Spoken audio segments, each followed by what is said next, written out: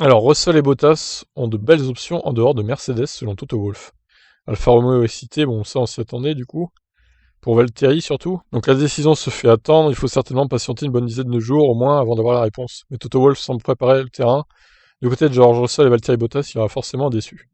Le premier sera déçu de ne pas être enfin promu dans une team qu'il a formée, le deuxième sera déçu de perdre la place, sa place, et devra en retrouver une la plus compétitive possible.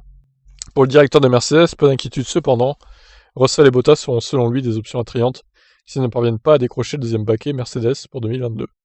George et Valtteri ont probablement plus d'une option chacun pour rester en F1 et courir en F1 avec des perspectives attrayantes.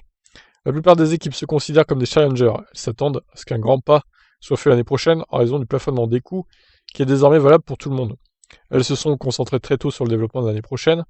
Vous pouvez voir qu'Alfa Romeo et Williams n'ont plus apporté une énorme quantité de pièces depuis un certain temps. Je pense que George et Valtteri ont, quoique nous décidions, d'excellentes options. Alors, du coup, pour Bottas, ça sera toujours moins excellent que de rester chez Mercedes. Les options, vu que Mercedes est quand même la référence avec Red Bull en ce moment, donc s'il rétrograde chez Alfa Romeo, on peut pas parler d'excellentes options quand même, hein. Surtout vu ce qu'il donne comme performance cette saison, Alfa Romeo. Ils sont avant-derniers, hein, finalement, donc ils sont en lutte avec Williams, un peu mieux que Williams en course peut-être, mais bon, ça reste pas la folie, quoi, hein. Il reste derrière Williams au classement des points.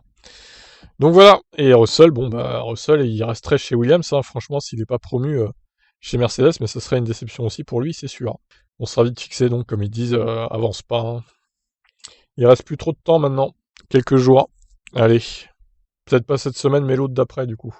Je vous laisse réagir, ciao.